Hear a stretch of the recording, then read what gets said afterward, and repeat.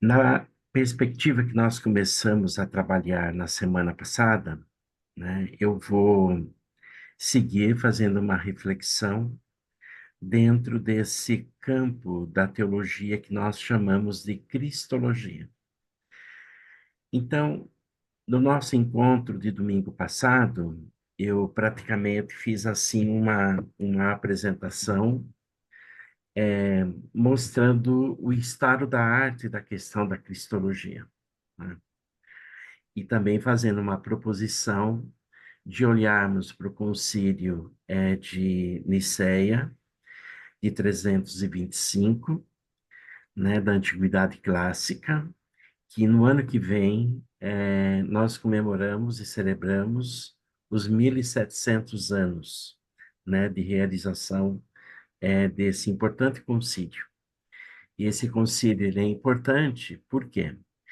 Porque é aí que vão ser debatidos questões como a questão cristológica, né, que é o que nós estamos olhando, a questão trinitária, né, a questão da teologia da Trindade, e é nesse concílio que vai ser posto a questão do credo, né, do credo comum que nós cristãos temos até hoje. Então, basicamente, esses são os três aspectos que se apresentam nesse primeiro concílio, poderíamos assim dizer, já da cristandade, né? Bom, hoje eu vou fazer assim uma abertura no sentido de refletirmos um pouquinho o que é a cristologia, como é que ela se configura no campo teológico, né?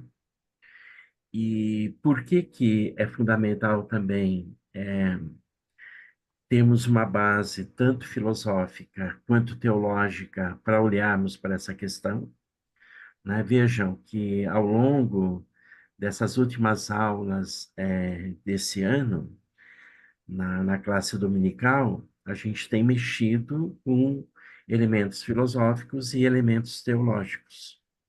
E muitos desses elementos filosóficos e teológicos que nós olhamos, né, ao longo desse ano, eles são fundamentais aqui para nós.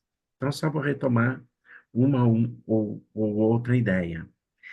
E depois disso, eu vou mostrar um pouquinho como é que essa questão cristológica ela aparece, pelo menos, nos evangelhos sinóticos e em João. Então, esse vai ser o nosso encontro. Eu vou deixar para a semana próxima a uma introdução à cristologia no pensamento de Paulo. Então, nós vamos, no nosso próximo encontro, olharmos para essa cristologia que Paulo formula nas suas cartas, de um modo muito especial na carta a Filipos, a Filipenses, portanto. E depois nós vamos terminar fazendo uma olhada para o Concílio de Nicéia, né? E, se for possível, eu quero fazer uma pequena aproximação de alguns elementos cristológicos no pensamento de John Wesley, e, ao fazer isso, eu gostaria de aproximar os elementos cristológicos que estão no pensamento de John Wesley, a partir do tema do coração aquecido, com a última encíclica do Papa Francisco, chamada Dilexit Nos, onde ele vai justamente trabalhar o tema do coração. Então, a gente vê como que nessa última encíclica do Papa Francisco, sob certa medida, ele está trabalhando uma questão que a tradição wesleyana já está trabalhando no século XVIII, né? Nessa última encíclica, o Papa vai versar sobre o problema a questão do coração, o tema do coração. Por que o tema do coração é um tema fundamental num mundo como o nosso hoje, dividido, né? Marcado pelo ressentimento, marcado pelo ódio. né? Então, como que é possível, dentro de um diálogo ecumênico, estabelecer um grande paralelo e uma grande afinidade do tema do coração no pensamento wesleyano com o pensamento de Francisco? Mas isso lá, então, lá para o final, eu quero explicitar essas questões. Então, se a gente olha para a questão da cristologia, a gente poderia perguntar assim: o que é a cristologia? A gente pode começar com essa pergunta sempre de base, sempre inicial. Então, a gente pode responder assim que a cristologia, ela significa doutrina ou discussão acerca de Jesus, o Cristo. Esse é o objeto da cristologia, né? É construir uma doutrina ou elaborar uma discussão acerca de Jesus, o Cristo. Essa é a, a, a ideia-chave, a ideia central, a ideia principal, né? O objeto primeiro da cristologia, né? Quer dizer, quem é Jesus? Esse que nós chamamos o Cristo, né? É, é para essa realidade que essa parte da teologia ela se dirige. E aqui então a gente pode fazer a seguinte reflexão. Quando a gente pensa na palavra Christos, nós podemos entender que a palavra Christos, ela corresponde à tradução para o grego do termo hebraico Mashiach, que significa o ungido de Deus. Então, o termo Cristo, né, indo ao grego, cuja tradução vem do hebraico, do termo hebraico, significa o ungido de Deus. Então, quem é Jesus Cristo? Jesus Cristo é o ungido de Deus, né? Então, assim a gente poderia dizer o seguinte: quem diz Jesus Cristo com uma seriedade, quem diz Jesus Cristo com uma gravidade, né? A gente pode dizer que Jesus é o ungido de Deus, o portador da salvação, né? Então, a seriedade e a gravidade de Jesus Cristo, o ungido, significa que ele é o portador da salvação, né? Então, quando evocamos e quando confessamos Jesus Cristo, né, na perspectiva de que ele é o ungido de Deus, nós estamos já no âmbito da dimensão da salvação, ou seja, o Filho de Deus é aquele que salva, é aquele que é o Salvador, é, portanto, aquele que liberta, é, portanto, aquele que é o libertador, né? É por isso, então, que nós evocamos Jesus.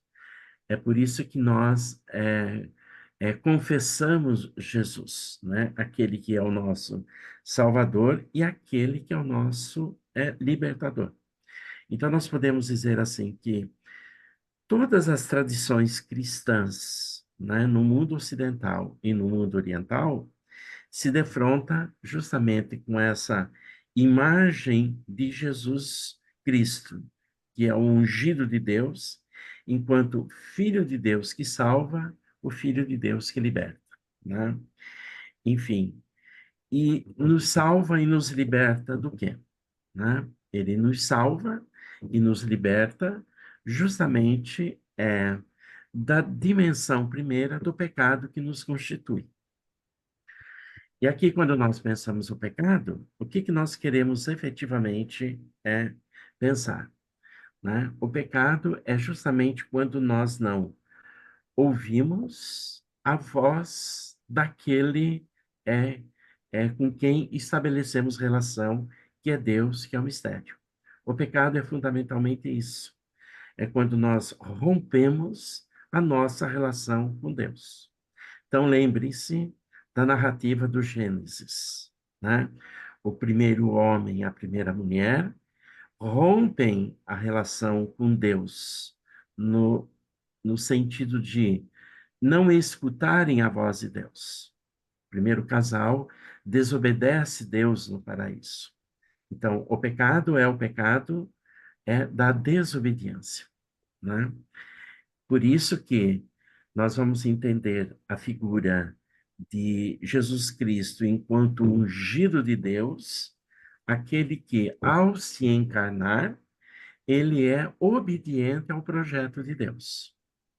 Então, seu primeiro homem é o homem que desobedece, né, no contexto da criação, né, no contexto agora da encarnação, né, Jesus é aquele que obedece. Então, aqui tem uma dialética que nós temos que entender na lógica da desobediência e da obediência, né? Então, aqui a gente precisa, inclusive, rever o conceito de pecado, né? Comumente, nós tomamos as questões humanas, os atos humanos, como no cotidiano, como isso, aquilo outro sendo pecado. Mas o grande pecado é quando nós rompemos a relação com Deus, né? Por quê? Porque ao rompermos a relação com Deus, nós deixamos de amar a Deus e deixamos de amar o outro, deixamos de amar o próximo. Aqui nós podemos evocar Santo Agostinho, que diz assim: ama e faz o que quiseres. Mas nós somente podemos fazer o que nós quisermos no âmbito do amor, né? Então, é nesse sentido, por exemplo, que toda a cristologia, né, ela está assentada na prática do amor. É isso que nós encontramos é, no pensamento wesleyano, principalmente quando é explicitado a experiência do coração aquecido, amar com o coração, e é isso que nós vamos encontrar também na última encíclica do Papa Francisco, que se chama de Lexit Nos, né, do termo latino, é um termo latino que significa ama-nos, ou amou-nos, melhor dizendo, né? É Deus nos amou, né? Enfim, então, o pecado ele se dá nessa ruptura, né?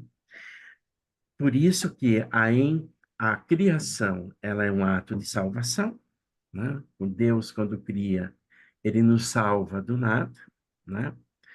Depois nós vamos ver toda a história do Antigo Testamento como uma história da salvação. Deus, ele vai, ao longo da história, restabelecendo sempre o diálogo com a humanidade, esse diálogo perdido e que vai se corrompendo. E, no contexto da nova aliança, no contexto do Novo Testamento,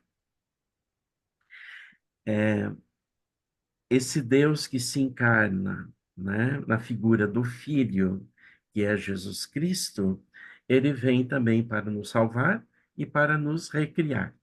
Então, é essa dialética que ela é fundamental de nós entendemos. É na dimensão da desobediência e na dimensão da obediência que nós precisamos olhar para esse objeto central da cristologia. E aqui, então, a pergunta central da cristologia, como começamos já a fazer na semana passada, ela se apresenta assim: quem é este, afinal? Né? É um pouco isso que eu quero depois, pegando os textos dos sinóticos, né? E fazendo, assim, uma leitura, assim, em paralelo, né? Pelo menos dos 4 evangelhos, para a gente ir percebendo como que Mateus, Marcos, Lucas e João colocam essa questão do diálogo de Jesus com seus discípulos e que pergunta: que dizem que eu sou? Afinal de contas, para vocês, né? Quem é esse que vos fala, né? Então, é um pouco esse diálogo que eu quero trazer na sequência, para a gente poder ver como é que isso se configura nos textos sinóticos, né? Então, a pergunta fundamental da cristologia é: quem é este, afinal? Né? Essa pergunta já coloca em pauta o quê? Coloca em pauta o significado soteriológico de Jesus. A soteriologia tem a ver com a salvação. Vejam, Jesus é o Filho de Deus que nos salva e que nos liberta, né?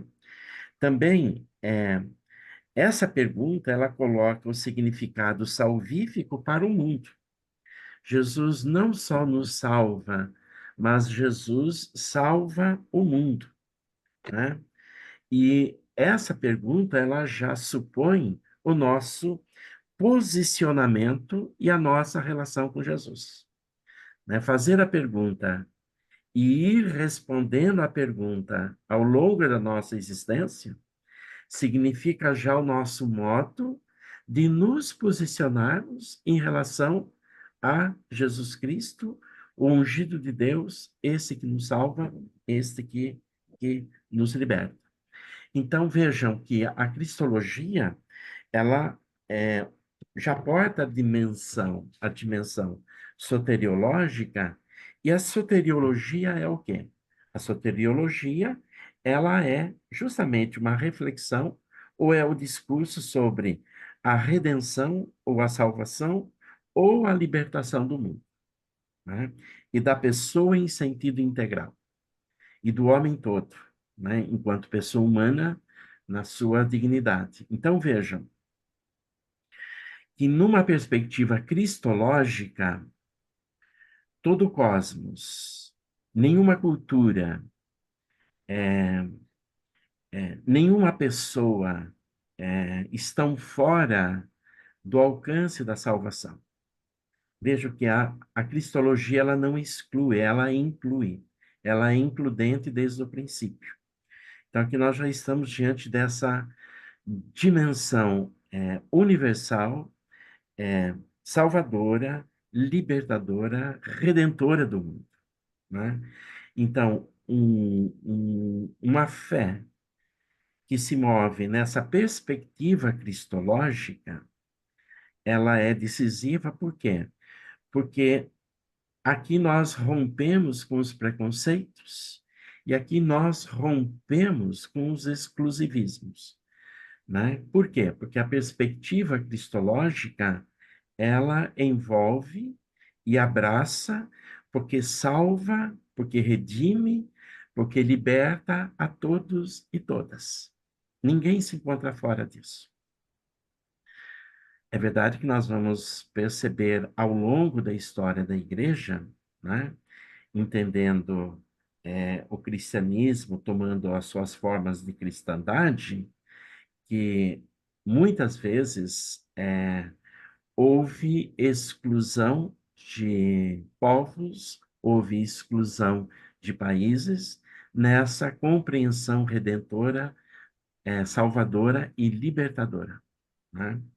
Enfim, por quê? Porque a igreja ela está imersa no mundo, porque nós estamos imersos no mundo, é, constituídos na nossa dimensão fundamental também pelo pecado, né?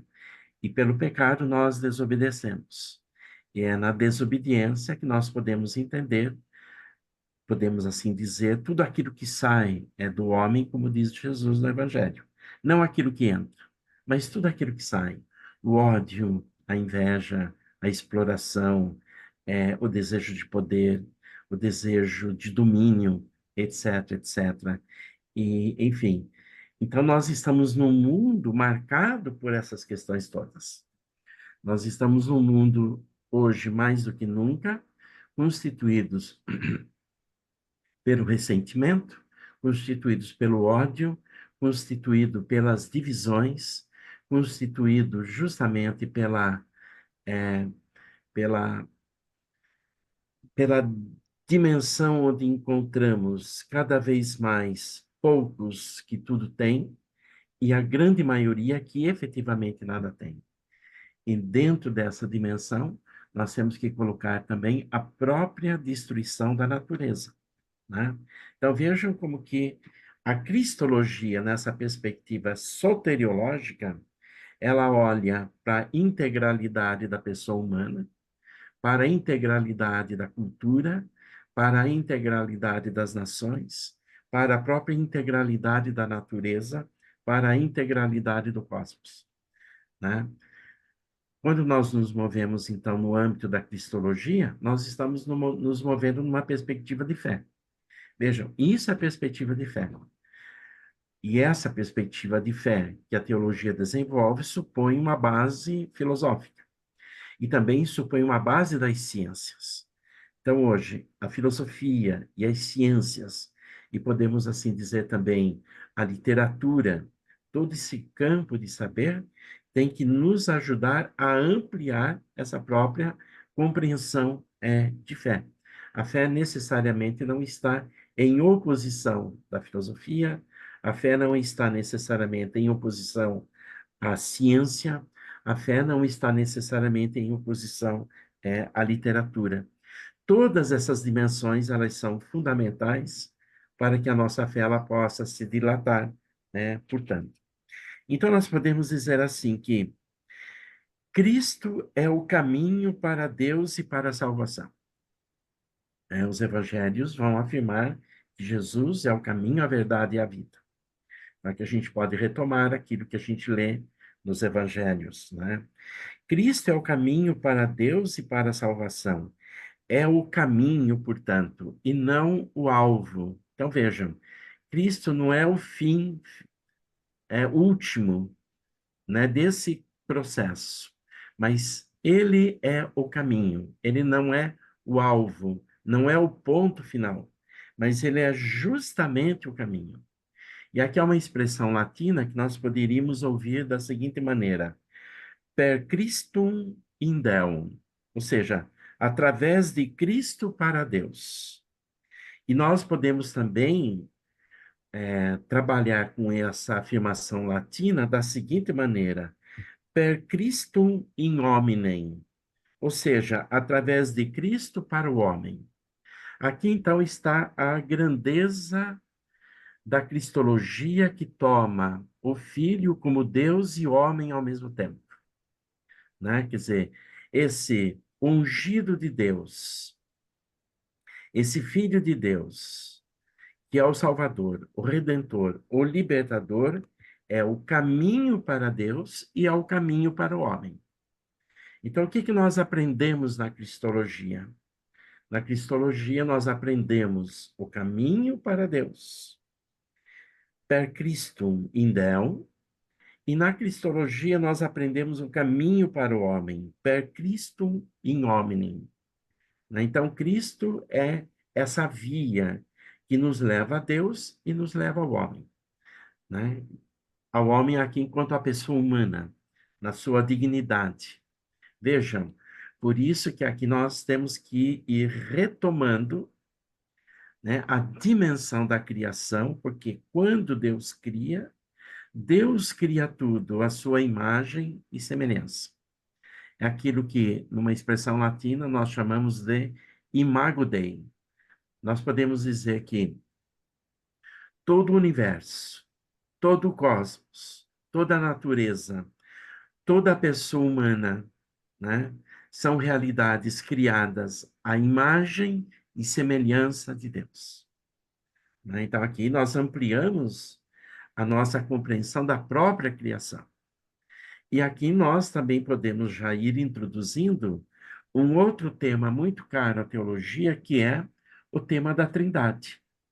Porque se assim não fosse, nós não poderíamos pensar Deus na perspectiva daquele que é Pai, daquele que é Filho e daquele que é Espírito, né? Então, esse Cristo, que é a segunda pessoa da Trindade, que é o caminho para Deus, mas é o caminho para o homem, né? Ele também é uma realidade constitutiva do mistério trinitário.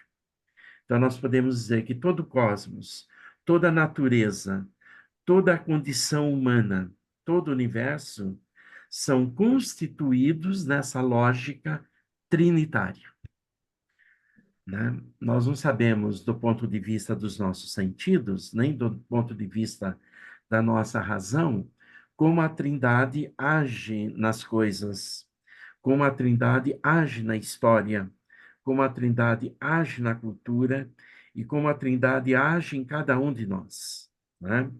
Mas na perspectiva da fé, a Trindade ela está agindo na realidade toda, a despeito de vivermos uma realidade marcada pelo ressentimento, pelo ódio, pelas guerras, pela destruição, pelas vítimas que sofrem, que sofreram ao longo de toda a história, e pelas vítimas que são vítimas que sofrem hoje, né?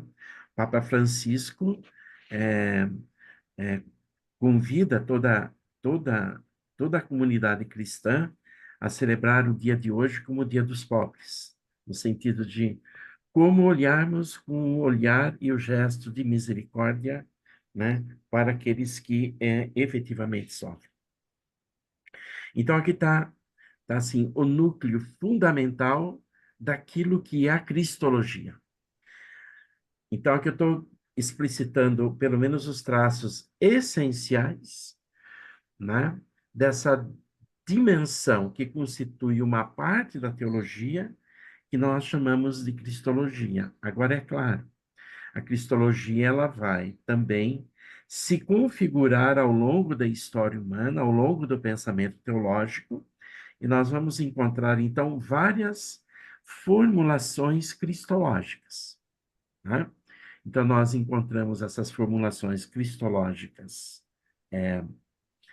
no texto do Novo Testamento, né? Como diz o Eduardo Hornert, na sua obra Em Busca de Jesus de Nazaré, uma análise literária, ele vai dizer assim, que 20 anos após a morte de Jesus, sua figura emerge no universo das letras através de três escritores. Paulo, nos anos 50, o anônimo da carta aos Hebreus, por volta do ano 65, e Marcos, por volta do ano 70. Então, nós vamos encontrar nos textos do Novo Testamento toda uma leitura cristológica. Mas depois esse debate vai reaparecer nos concílios, nos 21 concílios históricos ao longo da história é, é, humana, né? Da história da igreja, da nossa própria história. Então, em cada concílio, em cada teologia, nós vamos encontrar formulações cristológicas, né? E aqui nós precisamos, então, de uma boa história da igreja, de uma boa história dos concílios, de uma boa leitura da teologia. Eu diria que pensar a teologia hoje implica em pensar a teologia sempre em diálogo com a teologia do Oriente, com a teologia ortodoxa, portanto, com a teologia reformada, portanto, as teologias que emergem no campo da reforma, e a teologia que emerge no campo da teologia católica também. Então, olhar para essas teologias e pensá-las em forma de diálogo, isso é fundamental e faz-se, portanto, necessário. Bom, nós poderíamos dizer assim também o seguinte, né? Se a cristologia tem essa importância toda, nós podemos dizer também que a cristologia, ela constitui o centro da própria teologia, mas não é a totalidade da teologia. Então, se a cristologia é o centro do pensamento teológico, não é, portanto, a totalidade do pensamento teológico. Por quê?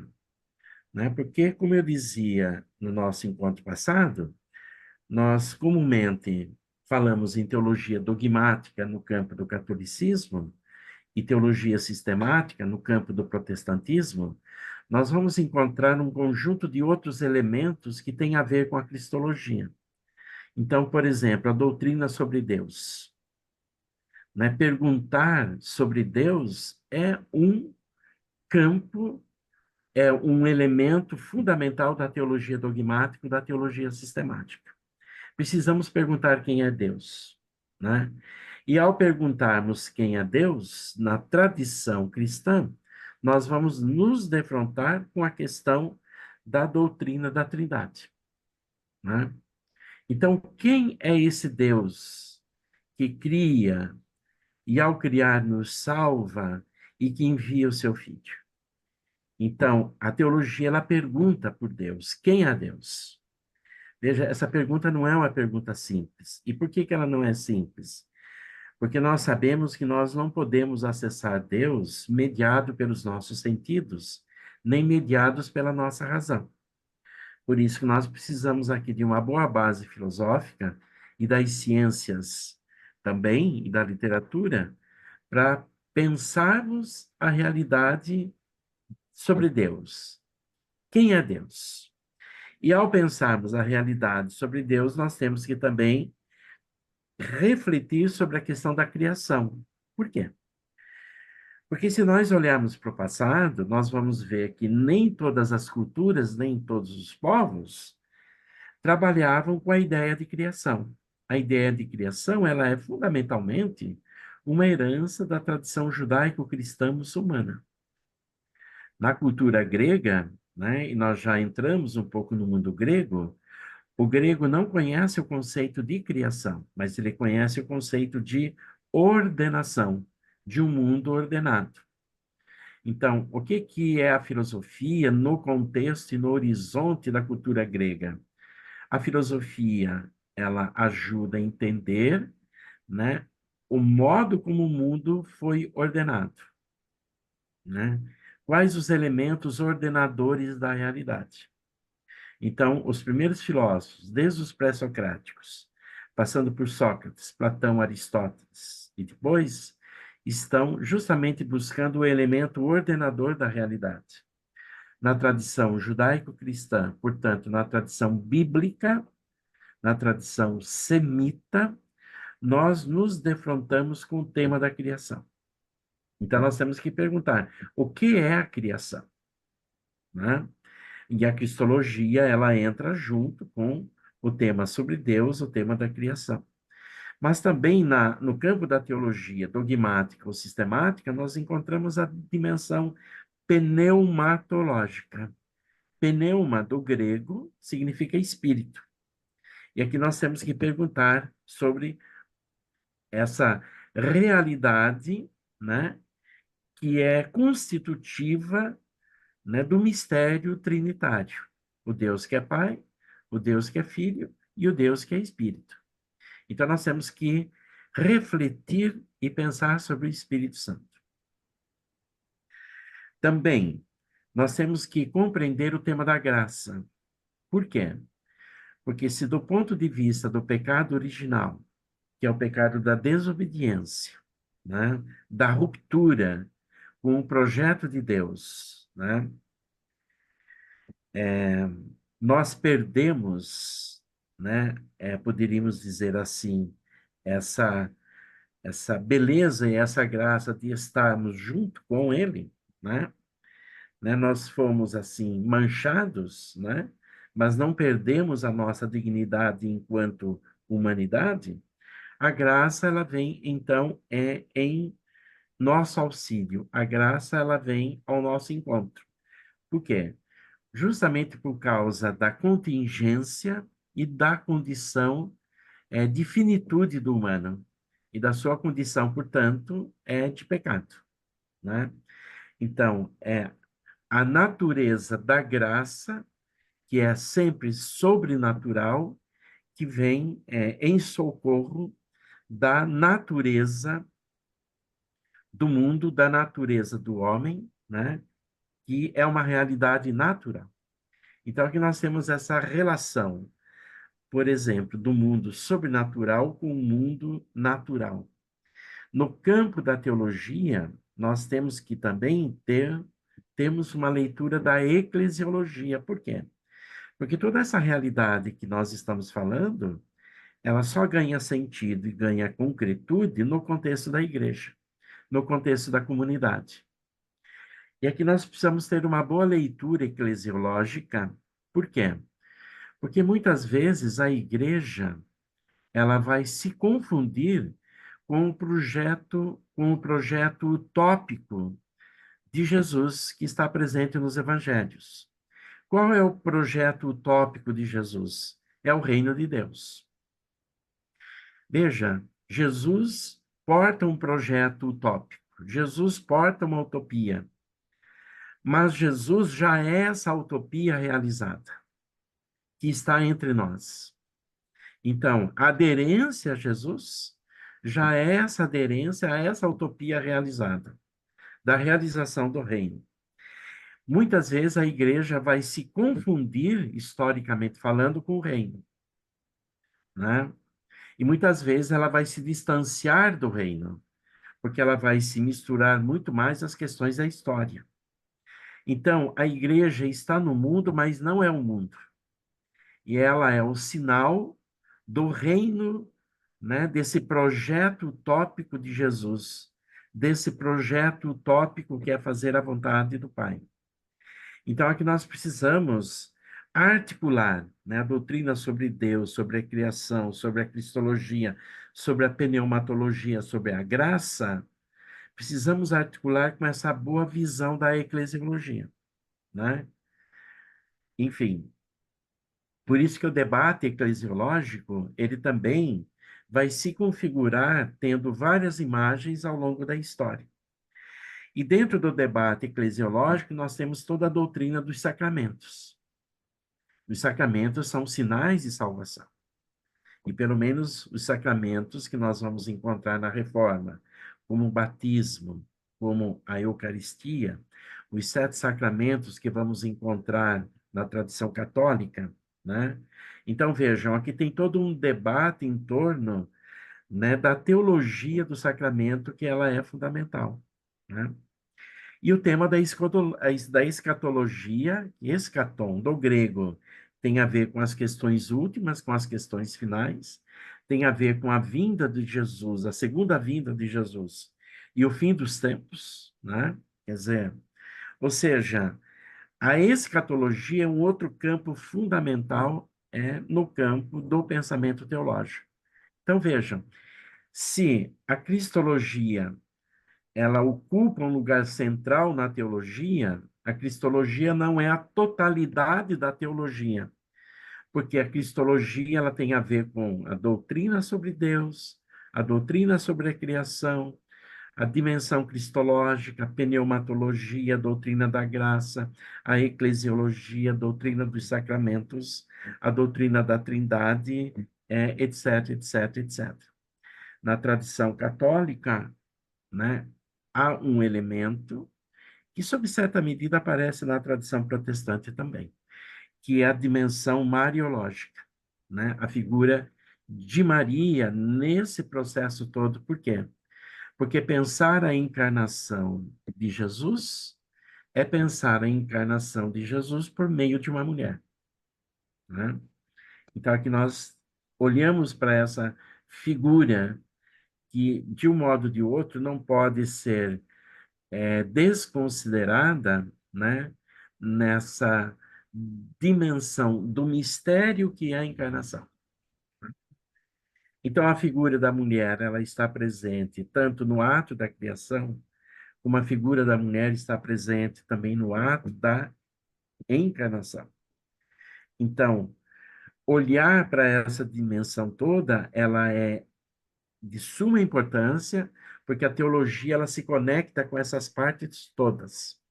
Então, eu diria assim que pensar teologicamente falando e pensar cristologicamente falando implica em estabelecer, né, essas conexões com essas pontas todas para a gente poder compor uma visão mais global, uma visão, eu diria assim, mais de totalidade do pensamento teológico.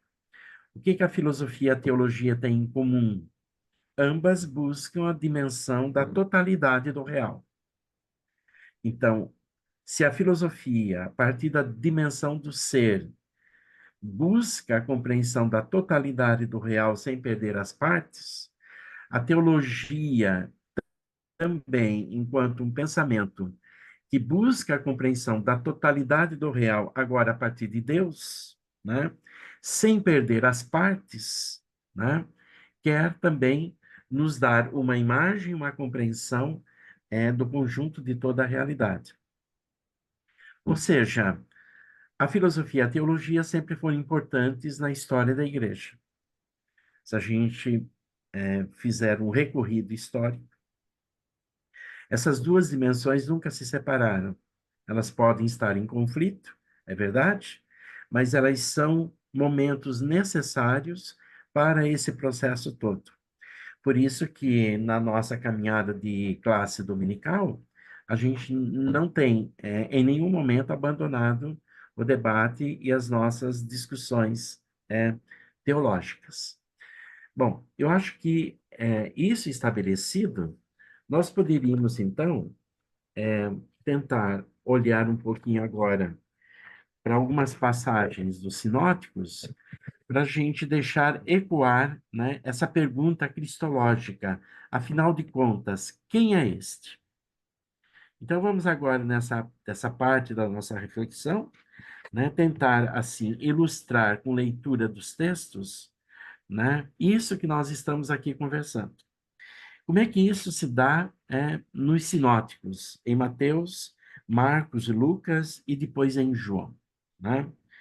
Nós vamos encontrar em Mateus, no capítulo 16, versos ou versículos de 13 a 20, a seguinte passagem.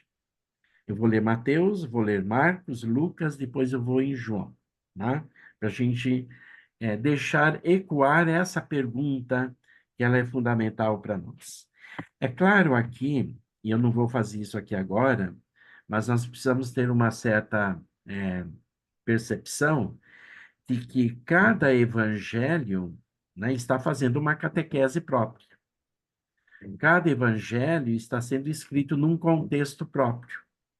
Cada evangelho emerge de uma comunidade própria, né? Essa ordem que eu vou seguir aqui é a ordem que se apresenta na ordem do texto bíblico, mas nós sabemos que não é essa ordem cronológica a ordem dos evangelhos. O primeiro que emerge, né, depois dos escritos paulinos, é o Evangelho de Marcos, né? Depois Mateus, Lucas, que se fundamentam em Marcos e, na sequência, João. Então, estou seguindo aqui a ordem que está estabelecida no texto bíblico, mas não é essa ordem, é, a ordem cronológica. Então, em Mateus, capítulo 16, 13 a 20, aparece assim. Então, vamos deixar ecoar o texto, né, na nossa escuta. Chegando Jesus ao território de Cesareia de Filipe, perguntou aos discípulos: Quem dizem os homens ser o filho do homem? Disseram: Uns afirmam que é João Batista, outros que é Elias, outros ainda que é Jeremias, ou um dos profetas. Então lhes perguntou: E vós, quem dizeis que eu sou? Simão Pedro, respondendo, disse: Tu és o Cristo, o Filho do Deus vivo.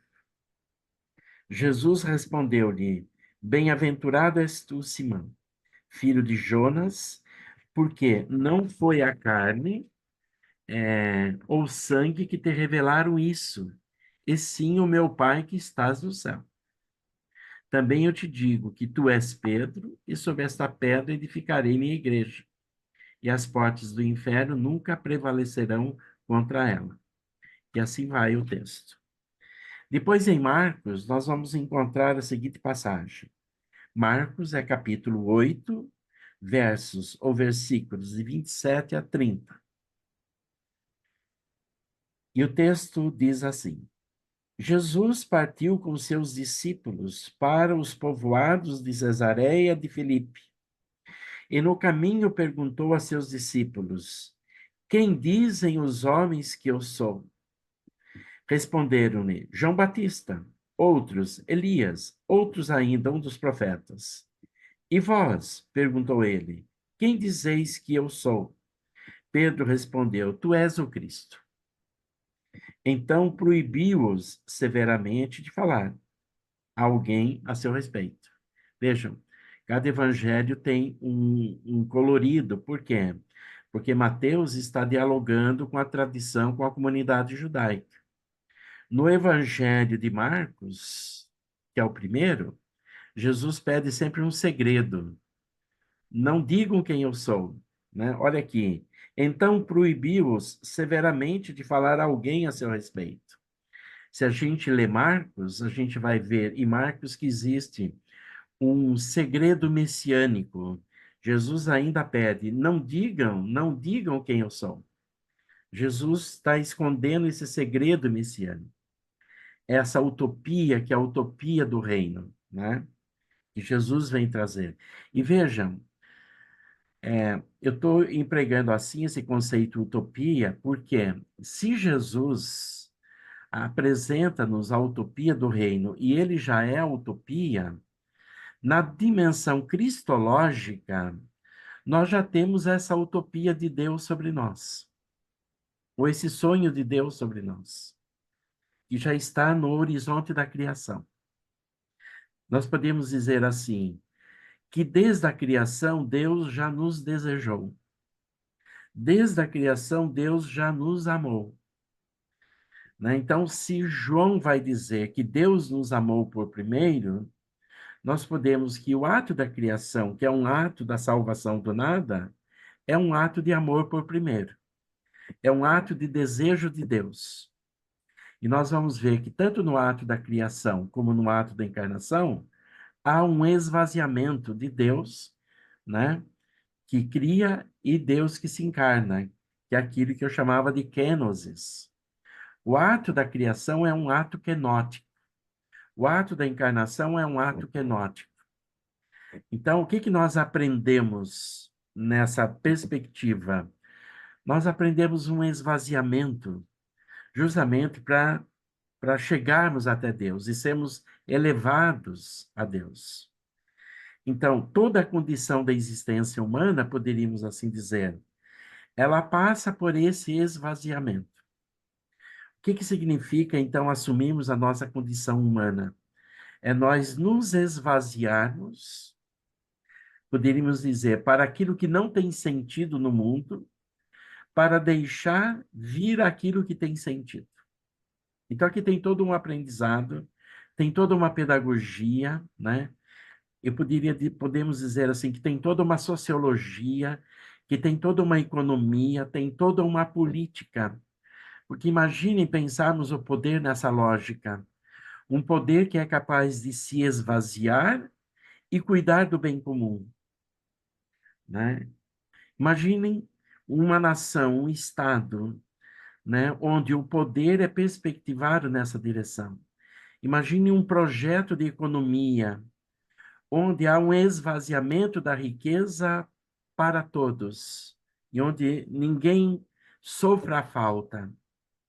Então vejam que o projeto cristológico do esvaziamento, da encarnação e, e da criação e da encarnação enquanto esvaziamento podem fundamentar um projeto político, um projeto econômico, um projeto pedagógico, um projeto cultural, no sentido de nos esvaziarmos para o outro. Isso é o modo como nós temos, utopicamente falando, de vencer o poder da guerra. Porque a guerra, ela, para ser vencida, supõe das autoridades um esvaziamento assustador. E hoje nós não temos lideranças no mundo, politicamente falando, que almejam esse esvaziamento, né? Aqui nós temos critérios objetivos, à luz da fé, para pensarmos a nossa cultura.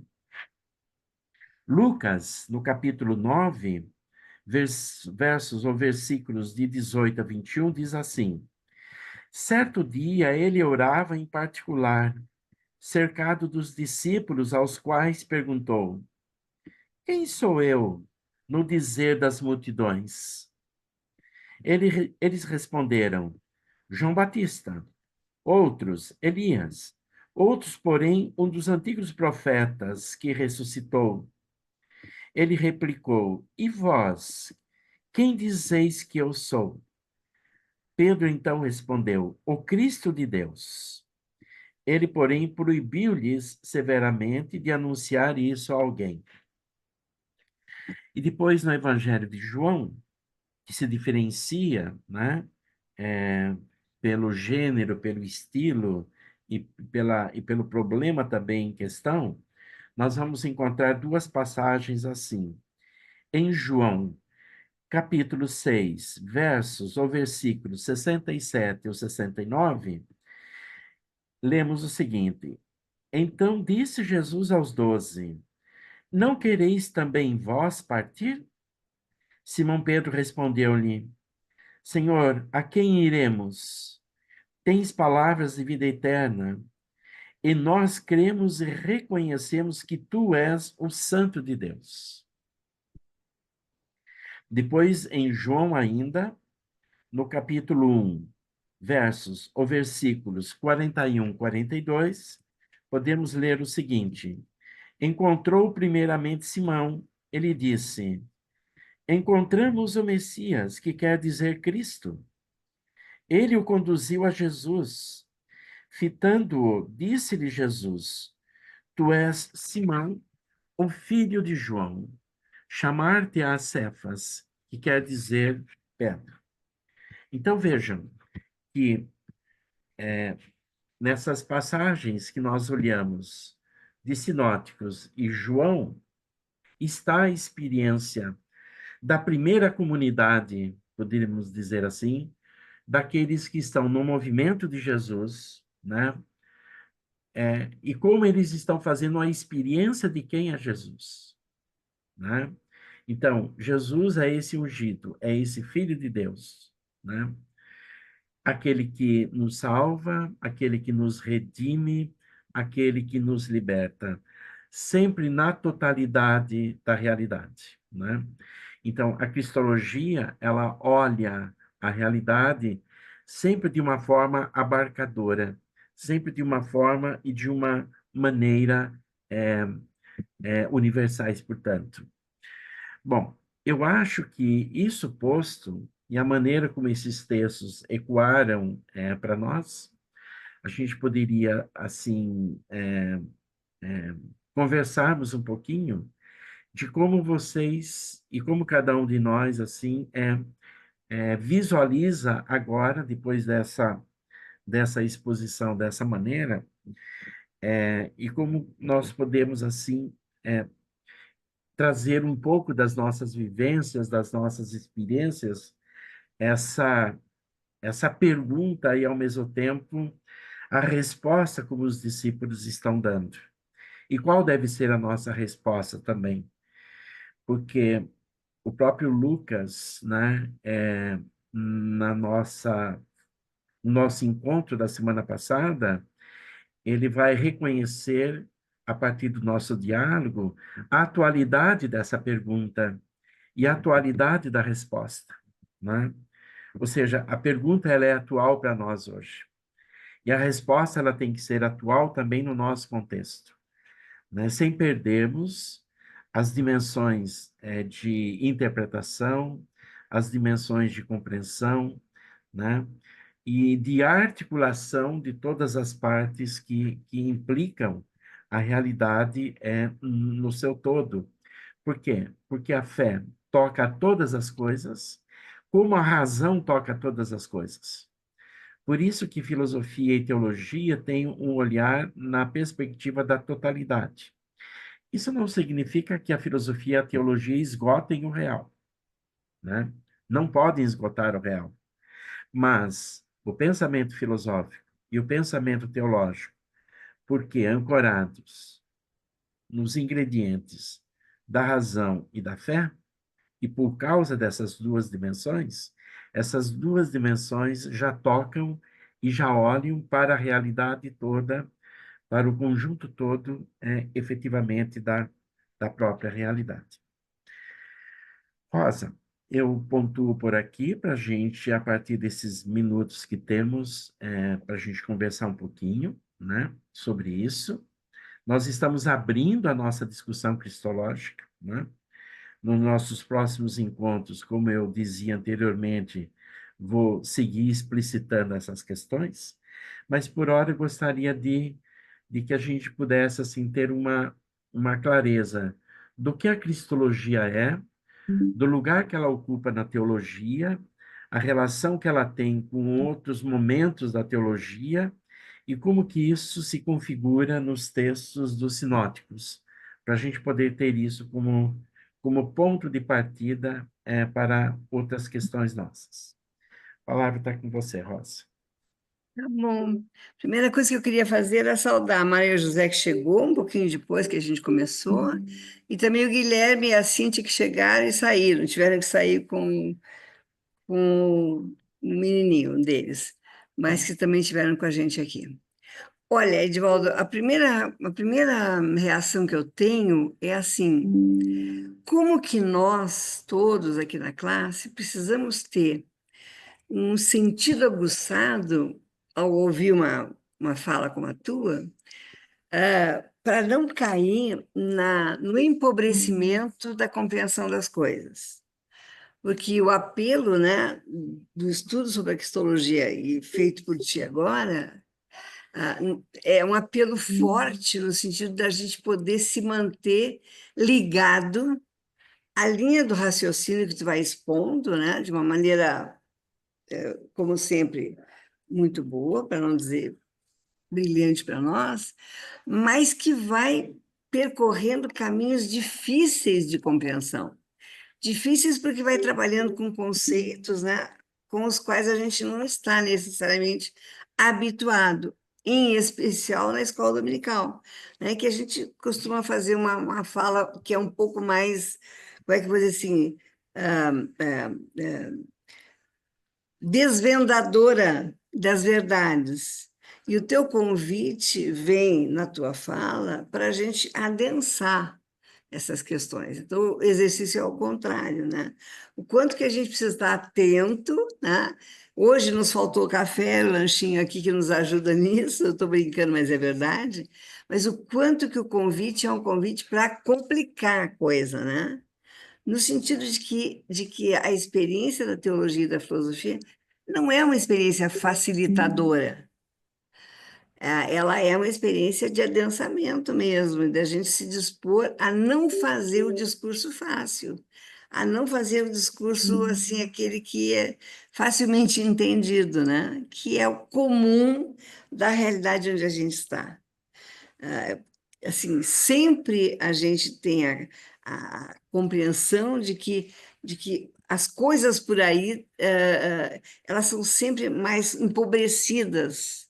As ideias que nos vêm, né, as verdades que nos vêm, elas vêm ser mais simplificadas. E ao simplificar, a gente perde a densidade do processo.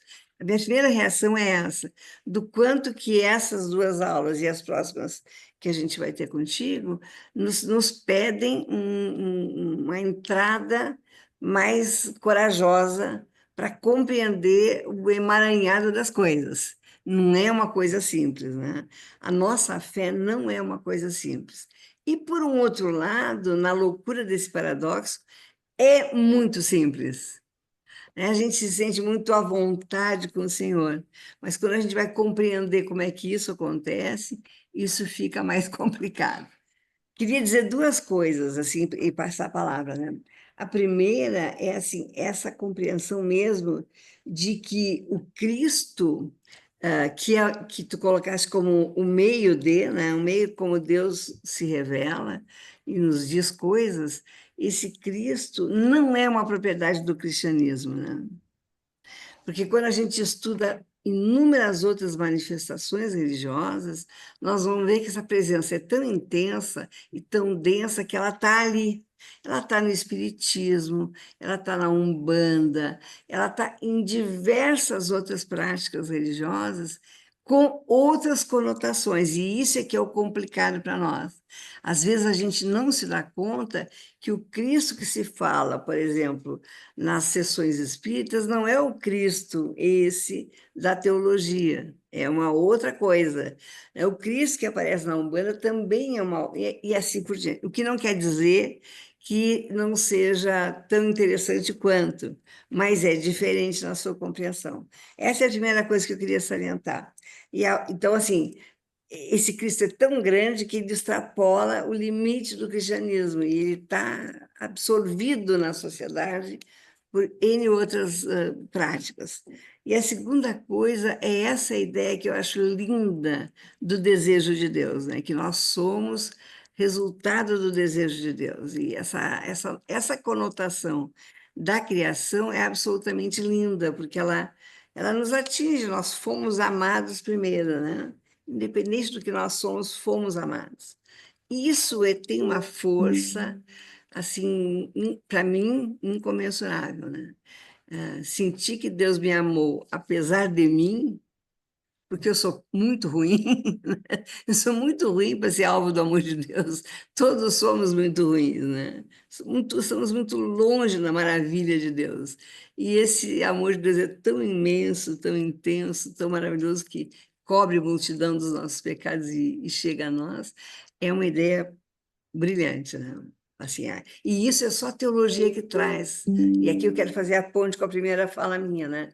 Essas ideias todas, elas só são acolhidas, elas só têm amparo dentro da lógica teológica e filosófica. Então, se a gente não faz esse caminho, a gente perde muitas dessas nuances que são muito lindas. Ai, me estendi demais, desculpem, perdoem, vamos abrir a palavra. Aqui na sala a gente tem agora Ivonete e a Joanice, em casa Ellen, Lucas, Maria José e André. Vamos lá, quem quer falar primeiro? Povo de casa? Vamos lá, povo de casa. Quem? Bom, eu vou. Bom dia, vou Vai. iniciar então, Rosa. Como eu levantei a questão no domingo passado sobre a atualização dessa pergunta e também de falar sobre isso, de ter esclarecimento sobre quem é Jesus, né? Do que o Edivaldo falou hoje, que eu achei muito importante na nossa vida prática, né? É que na criação não há uma percepção muito clara do esvaziamento de Deus, desse caminho de Deus que aponta para o reino de Deus, né? Esse esvaziamento que Deus faz na criação não fica claro. A gente não tem, é muito pouco falado. Eu, particularmente, nunca escutei numa igreja falar sobre dessa forma, né? Já na encarnação, isso é mais percebido, né? Um Jesus que deixa de ser Deus e vem ser um homem humilde, pobre, entre os pobres, em favor dos pobres, né? Então, esse esvaziamento em Jesus é muito mais perceptível, né? E quando a gente vai pensar o mundo, as relações, o poder e todas as instituições, aí como o Edivaldo coloca, você imagina se o poder, se a política, se a educação, se todas essas esferas se esvaziassem em favor da vida, em favor do homem. Então, aí acho que é uma chave muito, muito poderosa no sentido, o poder por baixo, né? De você concretizar esse reino de Deus, de você ter clareza para nós quem é Jesus. Jesus é esse processo, é esse caminho de esvaziamento em prol do outro, né? Do amor que vai para o homem e o amor que vai para Deus. Então, essa chave, esse ponto que o Evaldo tocou, eu acho, para mim, eu achei fundamental no entendimento e na minha resposta que eu dou quem é Jesus. Legal, muito legal, Lucas. Não sei se Edvaldo quer ouvir todo mundo e depois fazer um fechamento ou quer ir falando cada um, Edvaldo? Eu acho que as pessoas podem ir falando, Isso, depois então vamos aí. lá. Eu queria Ivonete. aproveitar o gancho aí do Lucas, que eu também estava pensando nessa história do esvaziamento.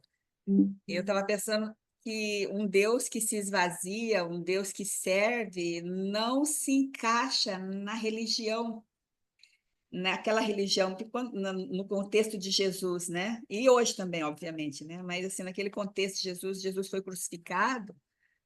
Porque esse Deus que se esvazia, esse Deus que serve, esse Deus que se faz pobre, esse Deus que que está do lado do pobre não se encaixa, porque é uma religião de poder, de riqueza, então os poderosos não servem, os poderosos são servidos. Então, que Deus é esse que serve, né?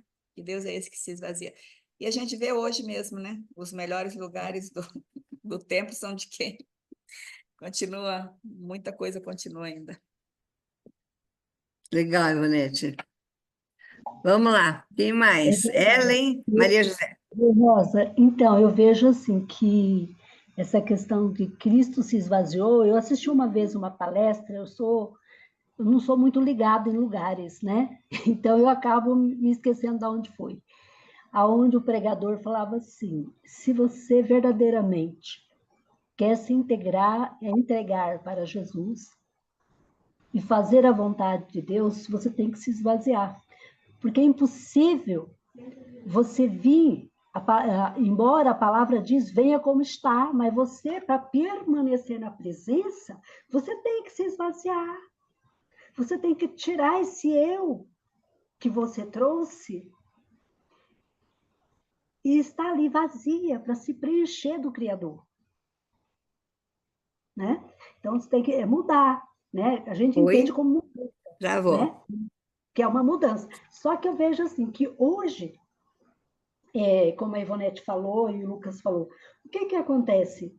Da mesma forma que foi no passado, onde ninguém aceitava que tipo de Deus é esse que serve. Todos são servidos e não servem. Né? Da mesma forma que foi no passado, é hoje. As igrejas vendem o quê? Não vende um pedacinho do céu, mas vende o quê? A maioria delas vende prosperidade. Né? Você vai ficar rico. Olha, mas eu só tenho um fogão, pastor. Venda o seu fogão e Deus lhe dará 100 vezes mais. É muito triste o que a gente vê aí. Né? E não é fácil essa compreensão. Legal, Maria José. Não, é isso mesmo. Acho que tu traz uma fala que representa uma série de indagações da gente. Ellen quer falar? Não. Não, Ellen não quer. E aqui, Joanice? Na Não, verdade, Joanice também não quer. Ah, Se alguém conseguir fazer a Janice parar, ó, pagar um sorvete. ela tá brincando que nem o André, que é de fora, que é de longe, né? Que a gente vai pagar um sorvete quando ele falar. Aqui a Joanice também, então tá falando nas últimas aulas. Vamos lá, Edvaldo, contigo então. 11h33, vamos ver se a gente vai juntando isso tudo, né? Ok. Na verdade, assim, eu acho que as falas feitas pelo Lucas, pela Maria José, pela Rosa, pela Ivonete, nos, nos ajudam a pensar na seguinte direção também. Vejam, o que que é o capital? O que que é o capitalismo? A lógica do capitalismo é a lógica da acumulação, não é a lógica do esvaziamento. Então, sob essa ótica, o capitalismo já em si, ele está na contramão do que nós estamos pensando.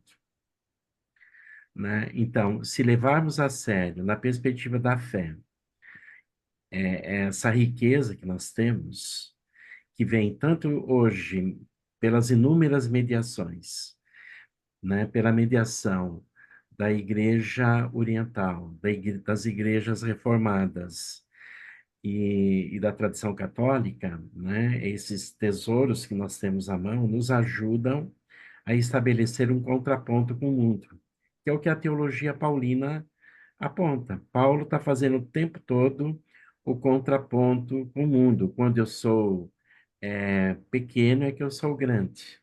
Quando eu sou pobre é que efetivamente sou rico. Então, o que está em questão aqui é que a palavra de Deus que cria na criação. E a palavra de Deus que encarna na encarnação, que é uma palavra procriadora, essa palavra, de um modo ou de outro, ela cria um certo transtorno com o mundo que é o nosso mundo. Nos transtorna. Essa ideia não é minha, tá? No filósofo que eu estou lendo, depois eu vou passar a referência no nosso grupo, um filósofo de tradição francesa chamado Michel Henry. Ele é um fenomenólogo, ele escreve uma obra chamada Palavras de Cristo. Então, num dado momento, ele diz assim que a palavra de Cristo, ela estabelece uma decomposição do mundo humano por efeitos da palavra de Cristo. Ah, Depois, a palavra de Cristo estabelece um transtorno da condição humana. Então, essa palavra, ela nos mexe, ela nos provoca, né? Então, o que que nós temos à mão, efetivamente falando? Nós temos à mão, no âmbito da cristologia, esse Jesus que é a palavra. E o Verbo se fez carne. É isso que nós temos no Evangelho joanino. Quem é Jesus? Jesus é a palavra encarnada, né? Veja, não é uma palavra humana. Então, é essa palavra que decompõe a realidade do mundo e cria transtornos na realidade do mundo. Por isso que a leitura do texto bíblico, ela é feita nessa perspectiva, nos leva para essa experiência do esvaziamento, da kenosis.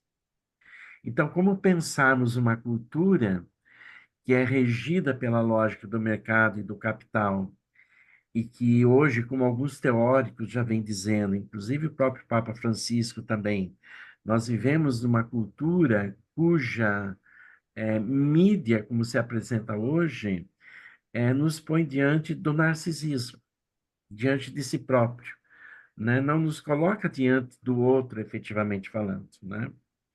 Então, a palavra, que é a palavra de Deus, ela decompõe a ordem do mundo natural e cria um transtorno para essa ordem, né? Para seguir na reflexão de Michel Henry, nessa sua obra chamada Palavras de Cristo, né?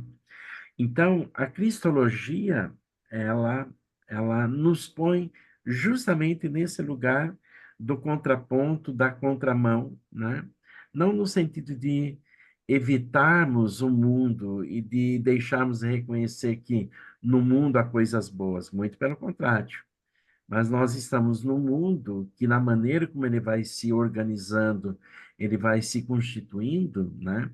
Nós vamos vivenciando todos esses aspectos que nós temos no nosso dia a dia e no cotidiano que temos que vencer, né? Da miséria, da fome, da destruição, da violência, é, do ódio que está estabelecido cotidianamente falando, né?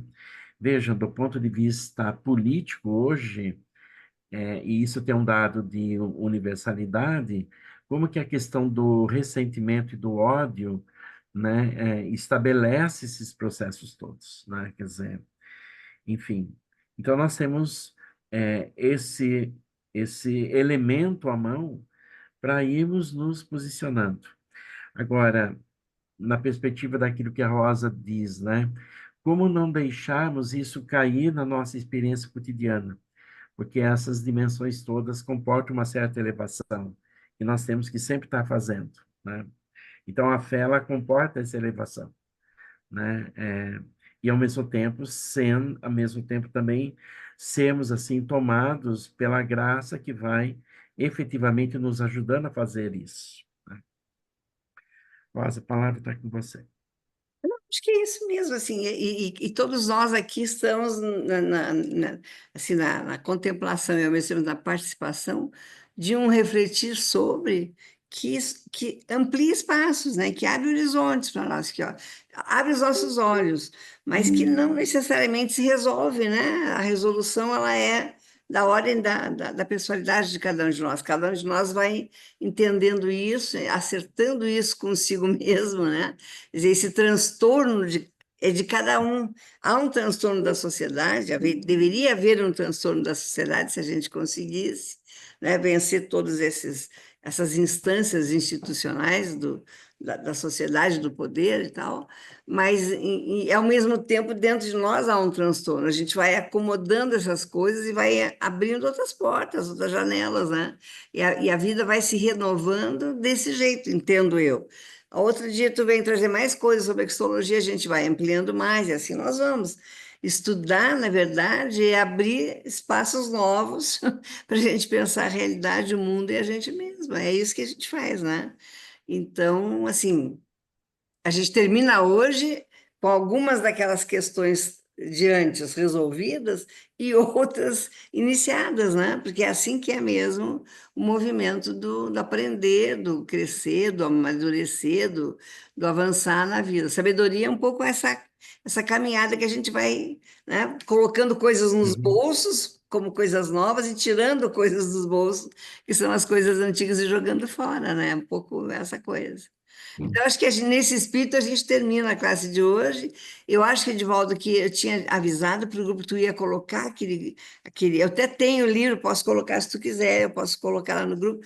É um PDF, né, um livro que não precisa comprar, está lá. E a gente pode ir lendo sobre as questões da cristologia, que pode ajudar a gente, aqueles que quiserem fazendo essa leitura. Se tu autoriza, eu vou colocar no teu nome lá. E, Sim, e pode acho que colocar. outras coisas que tu queira colocar ajuda. Alguns de nós têm desejo, outros não têm desejo de estudar mais, de ler mais, então cada um vai fazendo a sua opção diante disso. Pode ser? Pode ser. Então tá, lembrando para a gente terminar agora, né? Semana que vem nós temos uma aula com a Darlene, vai ser uma aula bem interessante, que ela vai falar sobre a liturgia, a importância da liturgia, né, na nossa prática de vida cristã. Isso vai ser bem interessante. E depois, no dia 1º, o Edivaldo retorna, e no dia 8 também, e o nosso encerramento vai ser no dia 15, com o bispo Josué fazendo um trabalho sobre o Natal, né? Porque daí já estaremos bem no mês do Natal. Tudo bem? Podemos terminar?